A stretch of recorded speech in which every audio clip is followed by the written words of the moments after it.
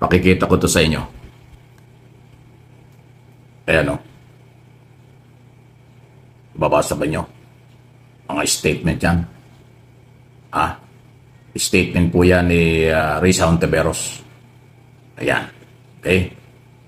Sandali, nababaliktad yata eh. Pero anyway, pagpapatunay lang ito na meron pong mga statement na pinakawalaan si Risa Hontiveros. Okay? Ang kanya hong sinasabi ay kaugnay dito sa controversial na extradition treaty, extradite na nirequest ng Amerika sa Pilipinas para ibigay sa kanila si Kibuloy dahil may kaso sa Estados Unidos. Ang sinasabi niya dito, kahit may kaso siya dito, pwede pa rin siyang dalhin sa Amerika para harapin muna niya ang kanyang mga kaso doon. At pagkatapos pagkatapos ng paglitis, ibalik siya sa Pilipinas at pagnagutin doon sa kanyang mga kaso dito o kanyang krimen dito. Ayan ang sinasabi. Okay. Ganun pala ang gusto niyang palabasin dito. Parang okay lang, pero parang ibalik din. Hindi rin anya tama na patagalin pa ang kanilang laban o kanilang ginagawa. Kailangan daw ho ay ipagpatuloy. Parang temporary na i-surrender at makuha ang katarungan both Congress, both Philippine at saka ang US. Kasi po, ang sinasabi dito ni Senator Hontiveros ay parehong naghahanap ng hustisya ang mga di umano'y naging biktima ni Kibuloy. Yung mga Pilipinong nandun sa Amerika na complainant laban kay Kibuloy o yung mga Pilipino nandito na meron namang ipinailang kaso dyan sa RTC ng Pasig. Ayun. So, pumapawala siya. Siguraduhin lang daw ho na hindi mawawala ang mga kaso dito sa atin sa Pilipinas. So, yan po yung komento ng Senador. Kung yung mga gunita, si Senador Hontiveros at ang kanyang komite noong nakaraang taon ang nag-expose ng maraming di umano'y pagkakakamali at pang-aabuso ni Kibuloy base sa mga naging testigo, base sa mga naging sinumpaang salaysay before committee. At yun din ang dahilan kung bakit nang reviewin ng Department of Justice ang mga kaso, nakita nilang merong sapat na basyan kaya dinala sa korte at nagkaroon ng warrant of arrest at inaresto at nakakulong until now si Kibuloy dito sa Pilipinas. Qualified human trafficking. Si Amanda ang isa sa complainant yan. Pero dahil nga po meron tayong batas na dapat nilitis dito si Kibuloy o kahit sinong Pilipino, pag dito may pagkakasala, dito litisin. Kaya lang, hindi po pwedeng ibaliwala sa akin paniniwala ang extradition treaty. Dahil yan ay agreement. Kaya ganyan ang paliwanag ni Hontiveros, okay lang daw ibigay temporary sa Amerika, pagkatapos ng paglilitis doon, ibalik dito. Alam nyo kasi, ang paglilitis sa Amerika hindi nagtatagal. Parang pinakamatagal na yata dyan, 6 na buwan. Kasi jury doon in 6 months, malalaman na ho kung guilty o not guilty si Kibuloy.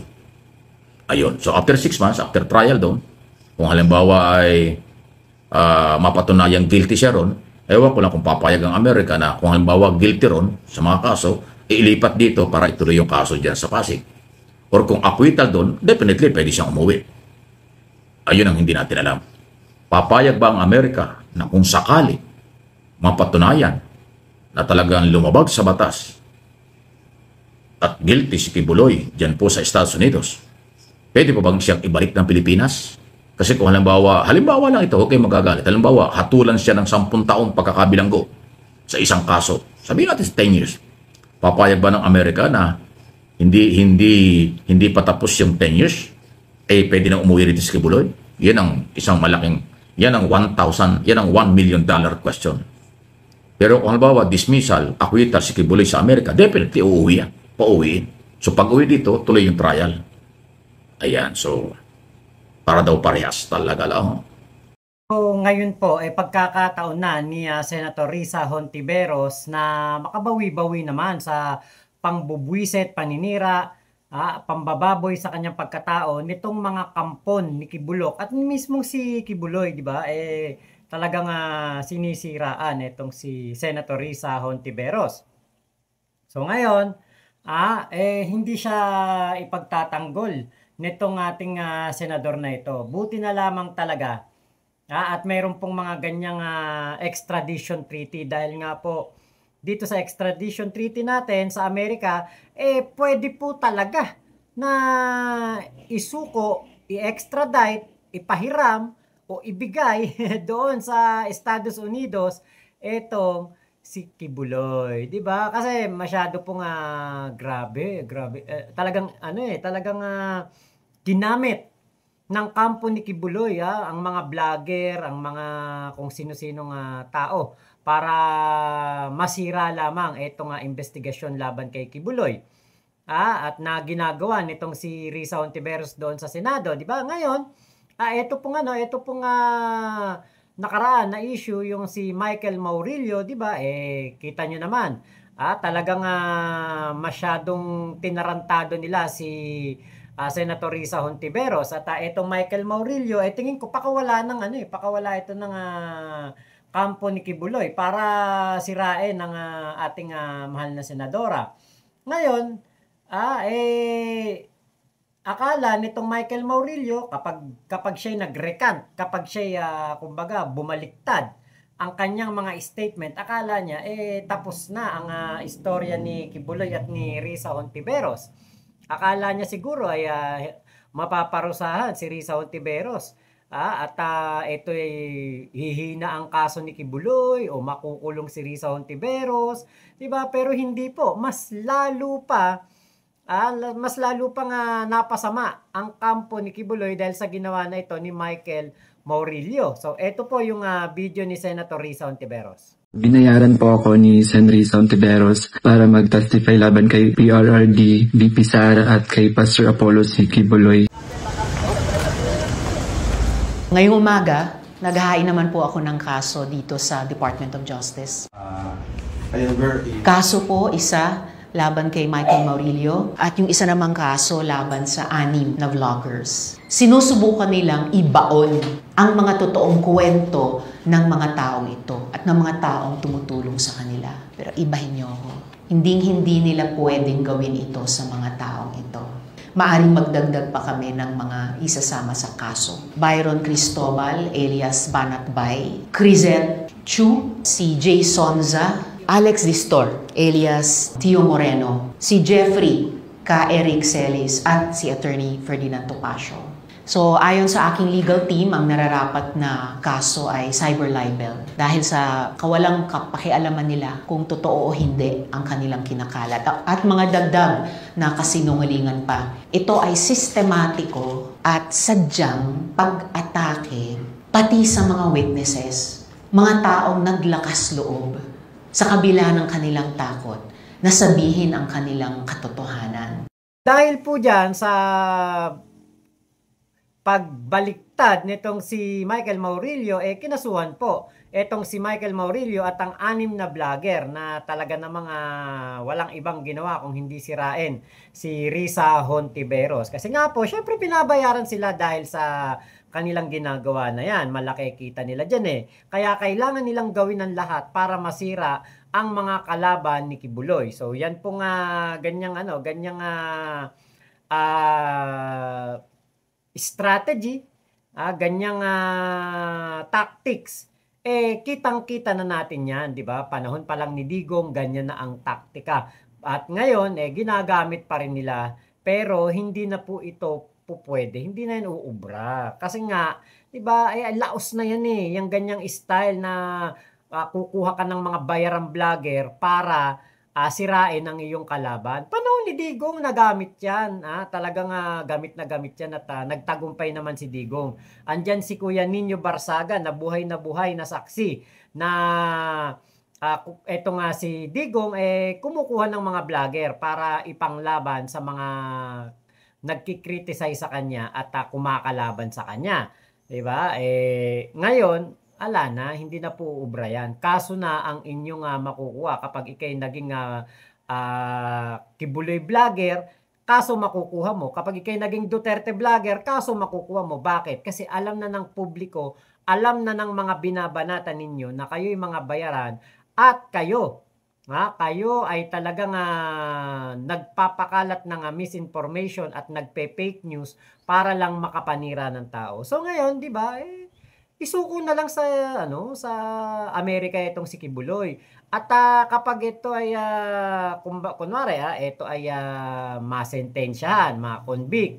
Pagpalagay na, sabi ni Sir Mike Abe, mabait pa nga si Sir Mike Abe kasi 10 years lang ang kanyang ginawa niya example na penalty nitong si Kibuloy doon sa Amerika. Ako, 50 years. 50 years. Kung nga rin, masentensyahan siya ng 50 years. Mabigyan ng parol kapag 40 years na siya nakakulong. O, di makakauwi pa siya dito sa Pilipinas. Di ba? Sa totoo lang ako, pabor na mapadala yan sa Amerika para hindi po maka-impluensya dito yung mga nasa Supreme Court na tao ni Digong. Alam nyo naman, kita nyo naman na talagang napakalakas pa rin ang impluensya ni Digong. Biruin nyo etong si Sara Duterte na sa impeachment trial. 'Di ba? Nagawa pang gawing unconstitutional yung ika-4 na impeachment complaint. O edi para talagang mawala ang impluensya ni Digong at ma-save ni Digong itong si Kibulok mula sa mga kaso, isuko na lang sa Amerika at hayaan doong mabulok. So si Kibuloy ay matutuluyan ng tawaging Kibulok, bulok sa kulungan sa Amerika. Yan na yung malaking problema ngayon ng kampo ni Kibuloy. May kaso siya rito, may kaso sa Amerika, tapos ito lang, formal lang na-request ng US government na sa Pilipinas na dalhin doon, ibigay sa kanila dahil kanilang lilitisin. So again, puro panlilin lang, puro fake news, pambubudol lang pala yung balita ng una na dismiss na, wala na kaso, malinis na raw, wala na daw kahit isang kaso, si Kibuloy sa Amerika, lahat yun ay fake news. Ito ang pagpapatunay, buhay na buhay ang kaso kasi hindi hihilingin ng Amerikang ibigay sa kanila si Kibuloy ang isang tao kung walang kaso. Ganun kasimple yun. At mabibigat po ang kaso doon. Ako. Diba? May fraud tungkol sa immigration, may sexual abuse, marami po. Marami pong kaso. Mabibigat ang kaso doon kasi rito. O di ako nakakabali. Kasi dito wala namang fraud. Dito ay yan hong sexual harassment or yung qualified human trafficking non-bailable offense. Yun po yung mga kaso niya rito. Walang fraud. Doon kasi may fraud, parang mayroong pandaraya.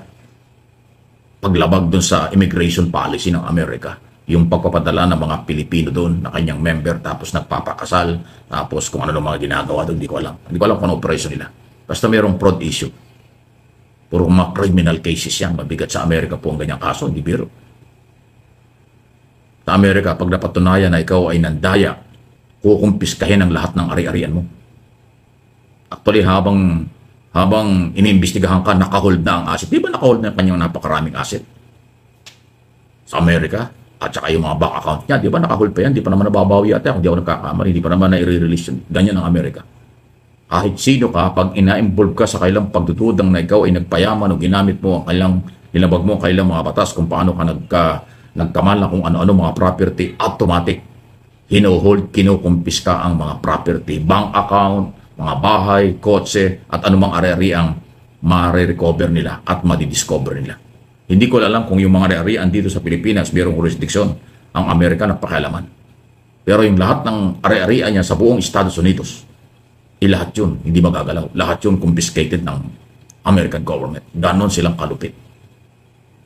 So, sakit ng ulo talaga yan. Matindi talaga. Pero wala tayong magagawa. May complainant, mga Pilipino complainant, naniwala ang Federal Bureau of Investigation, naniwala ang Korte ng Amerika, California, lalo tigit. Di ba? Ayun po yung pananagutan ngayon. Okay? So, due process naman yan. Bibigyan siya ng pagkakataon, kaya naman siya hinihiling ng Amerika na kuhanin dito para iharap sa trial, bibigyan siya ng pagkakataon doon. Katulad dito sa Pilipinas. Hinuli dahil mayroong warrant of arrest, nakakulong siya, mayroong ongoing trial sa Pasig RTC, binibigyan siya ng pagkakataon kung paano niya ipagtanggol ang kanyang sarili. Yan ho kasi ang proseso. Okay? Hindi pa guilty at hindi walang dismissal sa mga kaso ni Kibuloy. Hindi totoong na-dismiss na ang kaso sa Amerika. At hindi rin naman totoong siya ay guilty na, hindi pa. Wanted lang siya ron kasi gano'n ang Amerika. Pag may kaso ka at wala ka doon, wawanted ka ng FBI. Iyon, wanted siya, may problema siya ron, may mga kaso ron. Katulad sa Pilipinas, may mga kaso hinaharap. Pero may karapatan si Kibuloy na kanyang labanan, kanyang ipagtanggol ang kanyang sarili sa actual trial dito at sa Amerika. Yan ang totoo. Ingat na lang po kayo. Good luck sa kanyang mga abogado. Yung sa bulk cash smuggling na kaso ni Kibuloy, hindi po maikakaila na totoo yun dahil naibalita po yan sa GMA, sa ABS-CBN, News 5, at kinaila nila. Inano nila, kumbaga, dininay. Pero, di ba, nung lumabas yung wanted poster ni Kibuloy, kasama po yung bulk cash smuggling sa kanyang mga kaso. So, eto po nga si Kibuloy talaga, ay merong mga nagawang kasalanan sa Amerika. Sa swerte pa nga niya, di ba? Kung mabigyan siya doon ng due process kasi yung ibang mga biktima ni Kibuloy, di ba, walang due process eh. Biruin niyo, nung panahon ni Digong, spiritual advisor si Kibuloy, di ba? Binabasura lang basta-basta yung mga kaso ni Kibuloy. Buti na lang talaga at nireview yan ng DOJ nung si PBBM na ang presidente. At nakitaan ng probable cause para magpatuloy ang mga kaso ni Kibuloy dito sa ating bansa. So, ito yung karma. Malinaw na malinaw, karma na ito ni Kibuloy. Akala kasi ni Kibuloy, hindi siya makakarma. At akala ni Kibuloy, hindi siya mapaparusahan sa mga ginagawa niya. Katulad dito, kaya alias Amanda. Diba? Tapos meron pa yung Ukrainian ba yun na mga kababaihan, pati mga foreigner, diba? Nagrereklamo laban kay Kibuloy. Kaya kung si Kibuloy po ay ganito ang nangyayari, wala po namang ibang may kasalanan nito, wala namang ibang may kagustuhan nito kung hindi mismong si Kibuloy. Diba? Hindi po obsolete ang paggawa ng kasalanan na ikaw ay makakaligtas at mapoprotektahan ka ng kaibigan mong presidente. Paano pagbaba sa pwesto ng kaibigan mong presidente? Hindi ka naman poprotektahan yan. Katulad ng nangyayari ngayon, di ba? Alam nga namang unahin pa ni Sara Duterte si Kibuloy. Ang tatay mismo ni Sara Duterte nabubulok sa kulungan sa ICC. Ang mga senador ba may magagawa para protektahan si Kibuloy? Wala. Diba? Kahit mag-iyak si Robin Padilla ulit, si Bato, si Bongo at si Amy Marcos ay gumawa pa ng mga kung ano-anong mga batas, mga resolusyon. Wala po. Hindi po kayang isave ng mga senador na ito si Kibuloy. Ang isang tao lamang ang makakapag-save. Kaya Kibuloy walang iba kung hindi si PBBM. Pero para sa katotohanan, para sa pagkakapantay-pantay, alam ni PBBM kung ano ang tama. At ang tama ay isuko si Kibuloy sa mga Amerikano. Isuko sa Amerika dahil para malitis doon at diba, mas mabigyan ng hustisya ang ating mga kababayan dahil kung dito sa Pilipinas magdedire-diretso ang kaso ni Kibuloy, alam natin na napakatagal ng hustisya dito at pagdating ng Supreme Court, pwede pang ma-acquit si Kibuloy dahil nga po ang mga alipores ni Digong ay nakaupo doon. So, para sigurado na si Kibuloy ay makonvict, doon na lang sa Amerika. So, libreng American tour ang mabibigay kay Kibuloy, kaya lang nakaposas ang paa at kamay. Diba? Mga Pilipino, American dream, ano? Tapos si Kibuloy, libre lang mapupunta doon. All expense paid, baka business class pa. Tapos, back and forth pa, libre ticket. So yun lamang po. Maraming salamat sa pagsama nyo sa vlog ko na ito. Ingat po kayo. Nasa mampanig kayo ng mundo. Suportahan natin ang YouTube channel ni Sir Mike Abe, MA Pinoy TV at Mike Abe Opinions dito po sa YouTube. Wag na wag po ninyong kakaligtaan. I-like and share ang kanyang mga video. Thank you po. Bye-bye. Momo chup chup. Love you, love you. God bless us all. Pilipinas. God first.